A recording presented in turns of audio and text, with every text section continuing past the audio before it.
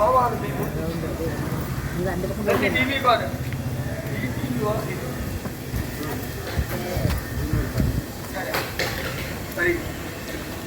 చాలా మేము ఏది మీకు ఆపనివ్వకపోయినా ఇంతమంది వస్తున్నారు. ఇంకా కుటుంబం మనసులో మాత్రం నా కోపం చూస్తే రెండోసారి ఒప్పుకున్నాను.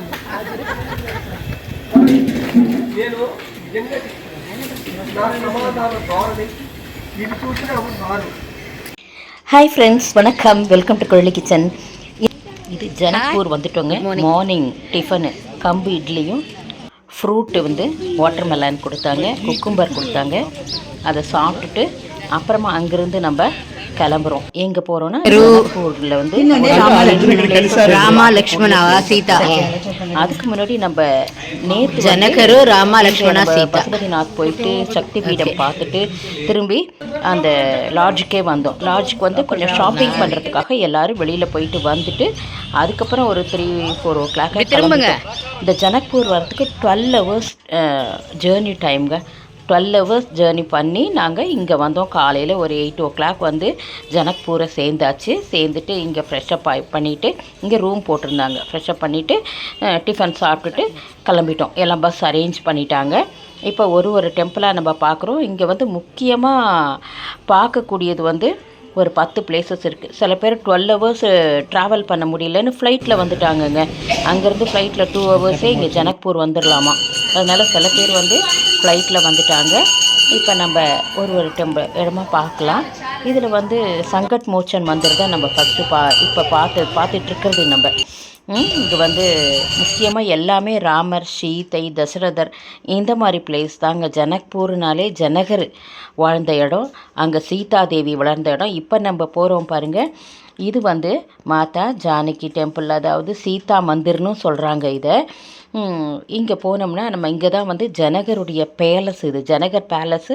சீதா வந்து வளர்ந்த இடம் இந்த சைடில் இருக்குது பாருங்கள். இங்கே வந்து என்ன இருக்குது அப்படின்னா ஸ்ரீராம் ஜானகி விவாக மண்டபம் ஒன்று இருக்குது. அது லாஸ்ட்டு நம்ம போகலாம். அது ஃபஸ்ட்டு நம்ம இதுக்குள்ளாரெல்லாம் போய் சுற்றி பார்த்துட்டு அதுக்கப்புறமா இந்த கல்யாண மண்டபம், இவங்க எல்லாம் கல்யாணம் பண்ணி வைக்கிறதெல்லாம் அங்கே வந்து அப்படியே ஸ்டாச்சு மாதிரி வச்சுருக்குறாங்க. ஃபுல்லாக அந்த கல்யாணம் நடந்தது, அதான் விவாக மண்டபம்னு போட்டிருக்காங்க.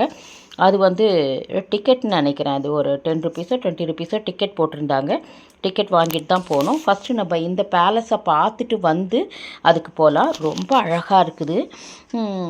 இதுக்கு வந்து என்ன பேருனா நவலாக் மண்டபம். அதாவது அந்த காலத்துலேயே இந்த மண்டபத்தை கட்டுறதுக்கு 9 லட்சம் ஆச்சாம். அதனால் இதுக்கு வந்து நவலாக் மண்டபம்னே பேர் உண்டாம் இதுக்கு. பாருங்கள், ரொம்ப அழகாக இருக்குது. ரொம்ப பெரிய பேலஸ். இதில் தான் சீதாதேவி வளர்ந்துருக்குறாங்க. ஆனால் அந்த காலத்தில் நம்ம நார்த் இந்தியா, சவுத் இந்தியாலாம் ஒன்றா இருந்திருக்குன்னு நினைக்கிறேன். நான் பார்க்கும்போது கூட நினச்சேன், என்னடா சீதாதேவி நேபாளியா, அப்போ ராமர் வந்து நார்த் இந்தியனா, அவர் மதுரை அங்கே தனியாக இருக்கும் இல்லையா, அயோத்தி. அங்கே இப்போ வந்து நேபாளியை வந்து நார்த் இந்தியன் வந்து மேரேஜ் பண்ணியிருக்க மாதிரியா, அப்படிலாம் நான் வந்து கற்பனை பண்ணி பார்த்தேன். ஆனால் அப்போ வந்து எல்லாமே ஒன்றா தானங்க இருந்திருக்கோம் இந்தியாவில். இப்போ சீதை வளர்ந்த இடம். இப்போ நம்ம வந்து இங்கேயே விவாக மண்டபம் போய் பார்க்கலாம். இது ஃபுல்லாக இந்த பேலஸ்லாம் ரொம்ப அழகாக இருந்துச்சு. ஃபுல்லாக சுற்றி பார்த்தோம். சுற்றி பார்த்துட்டு அங்கே கொஞ்சம் ஒரு சில ஃபோட்டோக்கள்லாம் எடுத்துட்டு அதுக்கப்புறம் நம்ம வந்து அந்த மண்டபக்குள்ளே போயிட்டு என்னென்ன இருக்குதுன்னு சொல்லிட்டு அதையும் பார்க்கலாம். ஜனக்பூரில் நாங்கள் பார்த்த 10 பிளேஸையும் ஒன்றா போட்டால் கிட்டத்தட்ட 20 minutes வந்துருச்சுங்க. 20 minutes வந்து நீங்கள் வந்து பேஷன்ஸாக பார்க்க மாட்டீங்க. அதனால் நான் பாதி இடம் ஒண்டி போட்டிருக்கிறேன். அது வந்து 10 minutesக்குள்ளே வந்துச்சு. இன்னும் ஒரு பாதி பிளேசஸ் வந்து நெக்ஸ்ட் வீடியோவில் நான் போடுறேன். ஜனக்பூரில் பார்த்தது மட்டும். ஜனகருடைய ஃபுல்லாகவே வந்து பேலஸ் தான். ஜனகருடைய பேலஸு. இங்கே சீதாதேவி வாழ்ந்த இடம். அதுக்கு வந்து சீதா மந்திர் அப்படின்னு சொல்கிறாங்க. மாதா ஜானகி டெம்பிள் அப்படின்னு சொல்கிறாங்க.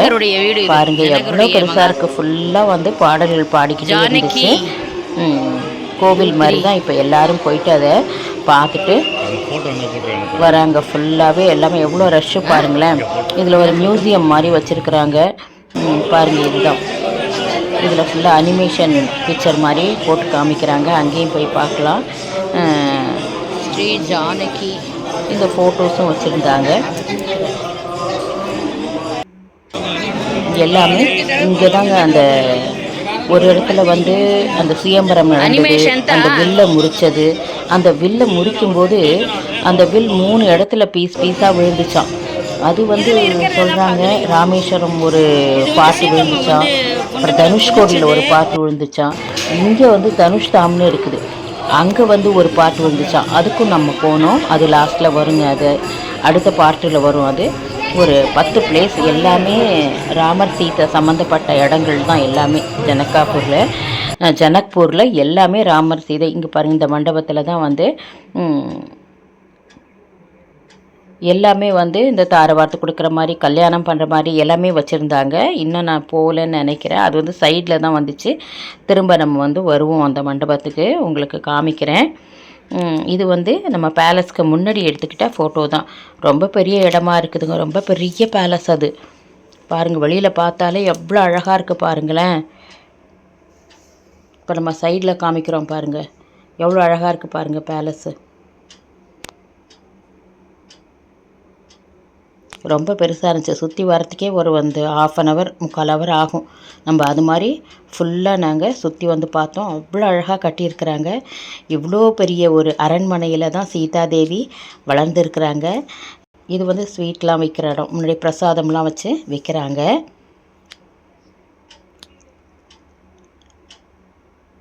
அங்கே விற்கிறதெல்லாம் சும்மா எடுத்திருந்தோம். திரும்பி கொஞ்சம் வெளியில் வந்து தான் அந்த மண்டபத்துக்கு போகிற வழி நான் காமிச்சேன்ல, வரும்போதே அந்த வழியாக தான் நம்ம போகணும். இங்கே ஒரு சில புத்தகங்கள்லாம் இருந்துச்சு, அதெல்லாம் பார்த்துட்டு வரோம் நாங்கள்.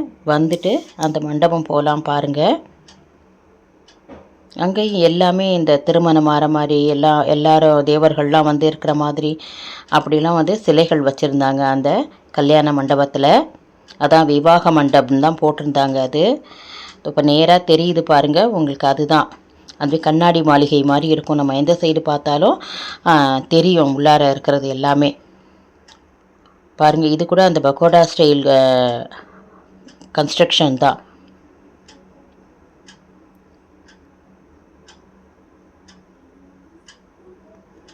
பாருங்கள், இது க்ளோஸ்அப்லேயும் நான் எடுத்திருக்கேன் உங்களுக்கு.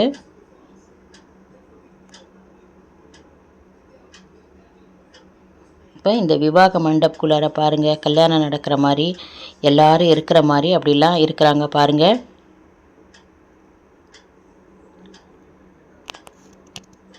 இதில் தான் அவங்களுக்கு கல்யாணம் ஆயிருக்கும் அப்படின்னு நினைக்கிறேன், இந்த மண்டபத்தில் தான். அதனால தான் அந்த இதெல்லாம் பொம்மையெல்லாம் பொம்மை மாதிரி செஞ்சு வச்சுருக்குறாங்க. அங்கே அப்போ நடந்ததெல்லாம் இப்போ நம்ம பார்க்குறதுக்கு எல்லாம் பொம்மைகளாக செஞ்சு வச்சுருக்குறாங்க. அதுதான் இப்போயும் நான் உங்களுக்கு காமிக்கிறேன், கண்ணாடி வழியாக தெரியும் அப்படியே. அப்போ அது ஃபுல்லாக பார்த்துட்டு இந்த சின்ன சின்ன கோவில்கள் மாதிரி கட்டியிருக்கிறதெல்லாம் எவ்வளோ நல்லாயிருக்கு பாருங்களா. சீதா கோவில் மாதிரி அவ்வளோ அழகாக இருக்குது. நான் தான் சொன்னேனே, இந்த நேபாளில் வந்து இந்த மாதிரி ஸ்டைல் கோவில் தான் எல்லாமே. இதுதான் பகோடா ஸ்டைல் கோவில் அப்படின்னு சொல்கிறாங்க, கட்டிடக்கலைன்னு சொல்கிறாங்க. அதே மாதிரி தான் இங்கேயும் இந்த கோவில்கள் இருந்துச்சு. ரொம்ப அழகாக இருந்துச்சு பார்க்குறதுக்கும். அதுவும் சீதாதேவி வளர்ந்த இடம் இல்லையா, நம்ம பார்க்கும்போது ரொம்ப நல்லா இருக்குது. இந்த மண்டபத்தை சுற்றி வந்து தான் இப்போ நான் உங்களுக்கு கொஞ்சம் கொஞ்சம் காமிச்சிக்கிட்டு இருக்கிறேன். அவங்களுக்கு திருமணம் நடந்த மண்டபம், விவாக மண்டபம். அங்கே வந்து நடந்ததை அப்படியே வந்து சிலைகளாக செதுக்கி வச்சுருக்கிறாங்க. இப்போ நம்ம பார்த்து முடிச்சுட்டு இது வெளியில் வர்ற இடங்க. இதுக்கப்புறம் வந்து ஒரு ஸ்ரீராம் மந்திர் அப்படின்னு சொல்லிட்டு போகிறோம்.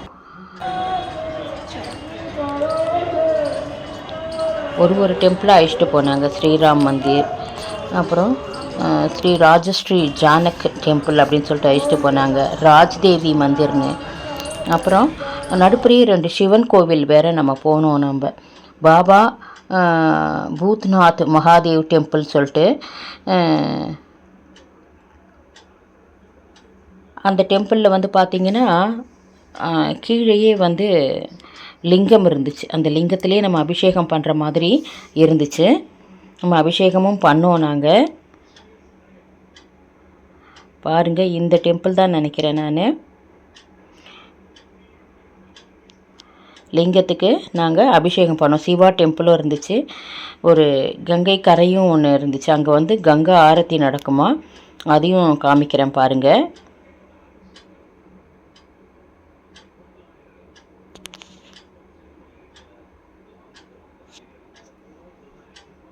இங்கேயும் ஸ்ரீராம் மந்திர்லாம் முடிச்சுட்டு தான் அந்த பாபா பூத்நாத் மகாதேவ் டெம்பிளும் வரும். இந்த டெம்பிள் தாங்க பாருங்கள். இந்த கீழேயே இந்த லிங்கம் இருக்கும். நம்மளே வந்து தண்ணி எடுத்து அபிஷேகம் பண்ணலாம்.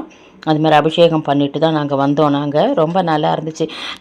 நம்ம சவுத் சைட்லாம் பார்த்தா லிங்கத்தை தொட விட மாட்டாங்க, எதையும் தொடக்கூடாதுன்னு சொல்லுவாங்க. ஆனால் நார்த் சைட்லாம் பார்த்தா நம்மளே அபிஷேகம் பண்ணலாம் லிங்கத்துக்கு. அந்த மாதிரி தான் வச்சுருக்கிறாங்க.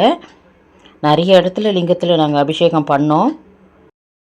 இது வந்து அந்த கங்கை ஆறுன்னு சொன்னோம் இல்லையா, இங்கே வந்து கங்கா ஆரத்தி நடக்குமா. இங்கே சாயங்கால நேரத்தில் கங்கா ஆரத்தி நடக்குமா. இதோட தொடர்ச்சியை அடுத்த காணொளியில் நம்ம பார்க்கலாம் ஃப்ரெண்ட்ஸ். நன்றி.